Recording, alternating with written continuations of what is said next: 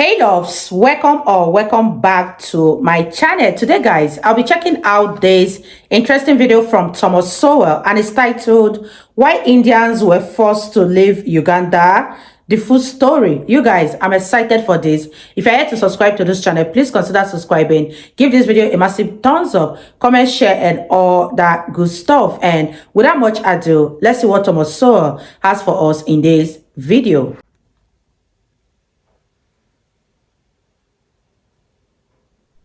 The Indian workers who built the first railroad to Uganda attracted Indian shopkeepers who sold to them. These Indian shopkeepers remained after the railroad was completed, selling not only to their countrymen but also to the British and, primarily, to the much larger indigenous African population. In many cases, these Indian shops were the first permanent commercial retail establishments the African villagers had ever encountered.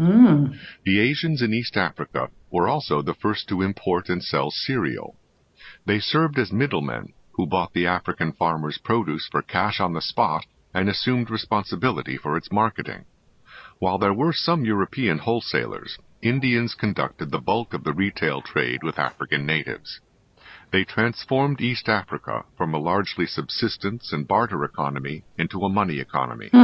Taxes were paid in kind in Uganda until the turn of the century, but were paid thereafter in money, rupees. A young Winston Churchill, after touring Africa, wrote of the Indian trader in Africa who was penetrating and maintaining himself in all sorts of places to which no white man would go. A 1905 report in Kenya declared that fully 80% of the present capital and business energy of the country is Indian. A 1919 report in Kenya declared that the Indians were firmly established in all the leading towns and districts. Indians collected and purchased virtually all the cotton crop in Uganda, and by 1919 had built 17 cotton gins there. Wow, that's a lot. They also built flour mills in Kenya, and one Indian trader alone exported 20 tons of Kenyan maize. As late as 1948, Indians owned about 90% of all cotton gins in Uganda.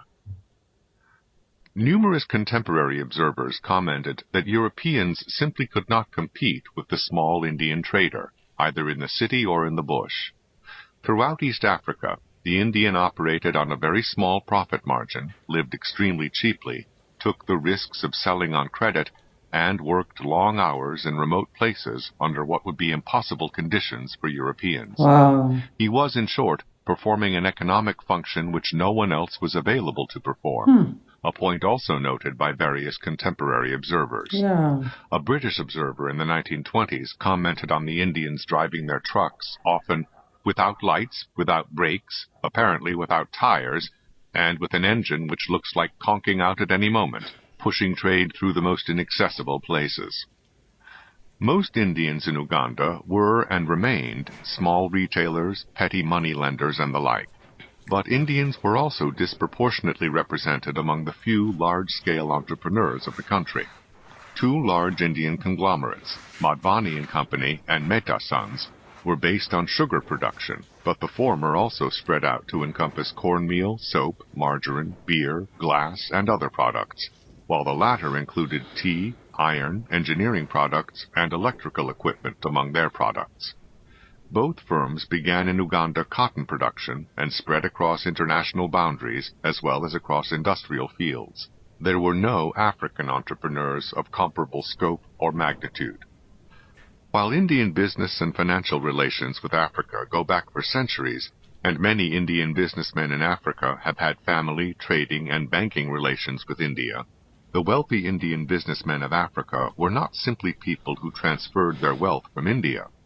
Virtually all the wealthy Indian businessmen in Africa made their fortunes in Africa, usually from humble beginnings, sometimes as indentured laborers.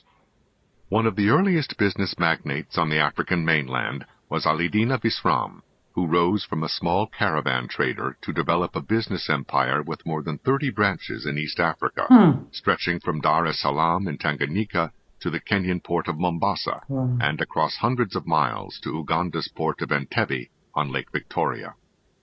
He also had land investments in almost every town developing in early Kenya and Uganda, a fleet of sailing vessels on Lake Victoria, and he pioneered in cart transport services on land as well. That this was not merely self-perpetuating wealth was underscored by the future of this financial empire after his death. 2 generations later, the firm was bankrupt, with his family appealing to the government for financial aid. Most Indians in Uganda were nowhere near the economic levels of the Matbanis or the Metas, though they were somewhat more prosperous than the indigenous Africans. Still, about half the Indians in Uganda owned their own businesses. That's interesting. The enormous economic role of Indians in transforming the economies of East Africa is all the more remarkable because of their relatively small number in proportion. Wow, you guys, this is a very interesting one from Thomas Sowell. The Indians really did a lot of work in developing Uganda, and kudos to Thomas Sowell for always making it easy for us to grasp the full picture of what he's talking about. This is a very interesting topic, and I'm really enjoying every minute of it. Let me know what you guys think about this video. I never knew that the Indians have anything to do with Uganda's development until this very moment. And you guys, let's continue watching. Small number in proportion to the total populations of those countries. At the peak of their population size in Uganda in the late 1960s, Indians, Pakistanis, and Goans together added up to fewer than 100,000 people in a nation of more than 8 million. They were just over 1% of the population. The Asian population was of course much smaller in the earlier years, though rapidly growing, both through natural increase and by immigration, much of it by the successive bringing over of family members by those already settled in Africa. As of the early 1920s, there were between 5,000 and 6,000 Asians in Uganda. This more than doubled in a decade, and after World War II, there were 35,000 in 1948, growing to about 63,000 by 1956. As with the Chinese, the Jews, and other middleman minorities around the world, the economic contributions and success of the Indians in Africa have been in sharp contrast with the social and political opposition they have encountered. European settlers, who generally arrived in Uganda after the Indians, were their earliest and most vocal critics. During World War I, Europeans were able to get government controls and restrictions on the cotton industry introduced, with the net effect of benefiting Europeans who were having difficulties competing with the Indians. However, anti-Asian feeling has generally been less in Uganda than in Kenya. Nevertheless, such antagonism grew as the passing years saw the emergence of small native African businessmen and some educated Africans in Uganda, both of whom aspired to positions in the economy and in the civil service already held by Indians. These African groups tended to be anti-Indian in outlook and to try to turn other Africans against the Indians. Why? As of 1952, there were more than twice as many African traders as Indian traders in Uganda. But non-African traders, mostly Indians, did an estimated 3 times as much business as the Africans. This was despite governmental regulations which hampered non-Africans from setting up shops in some locations. At the same time, Indians owned approximately 90% of the cotton gins in Uganda, many purchased from Europeans in financial trouble between the 2 world wars. Most of the cotton produced in Uganda was sent to Bombay. All 34 cottonseed oil mills in Uganda were also owned by Indians. More than 3/4 of all factories in Uganda were likewise owned by Indians. In government employment, however, Indians were very much a minority. Europeans dominated the senior civil service, and Africans dominated the junior civil service, with Indians being less than 1/5 of the latter.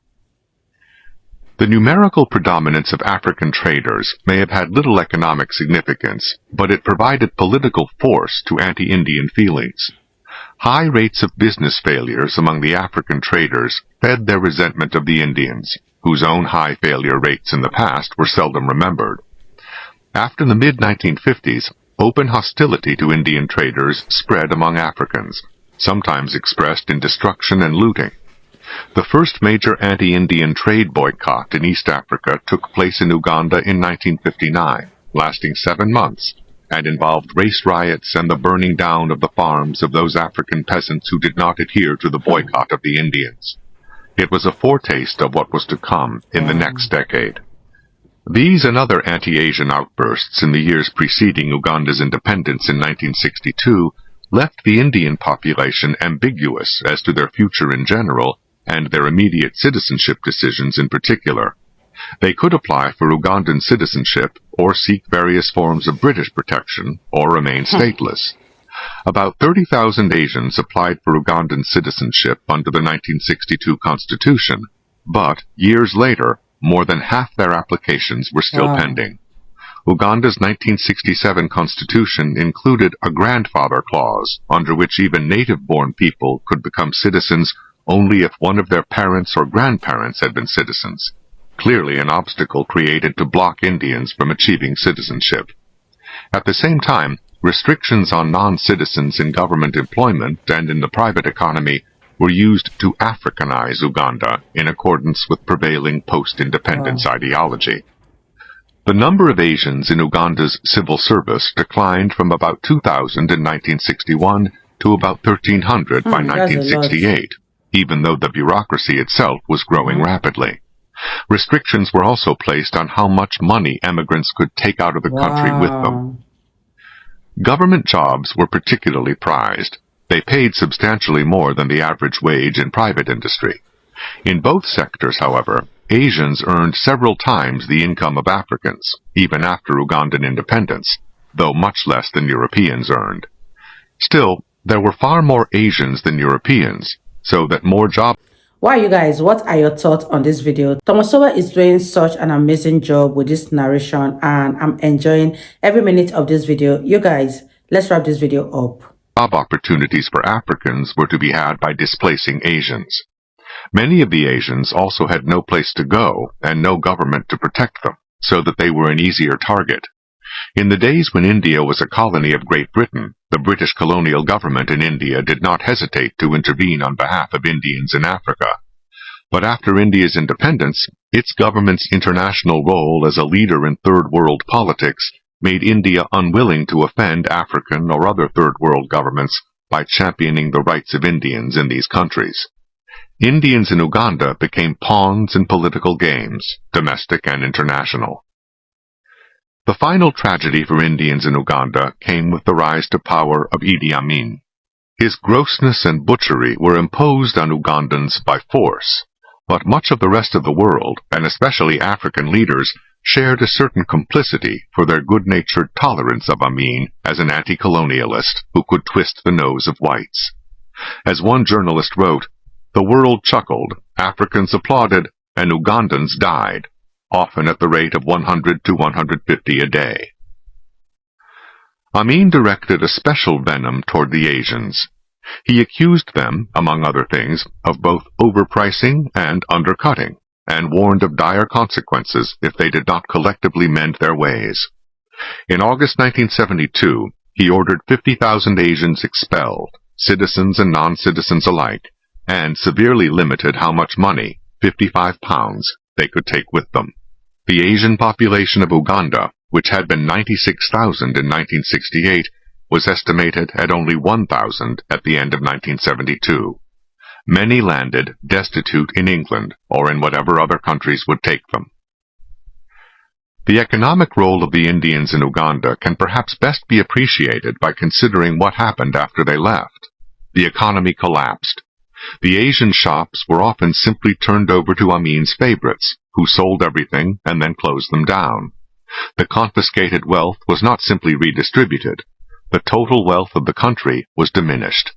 In agriculture, the Asians' coffee and tea plantations, which required constant care, were neglected after their departure and became breeding grounds for deadly tsetse flies. Ugandan soldiers who smuggled the coffee across Uganda and into Kenya helped spread sleeping sickness and make it a major health hazard in the region again.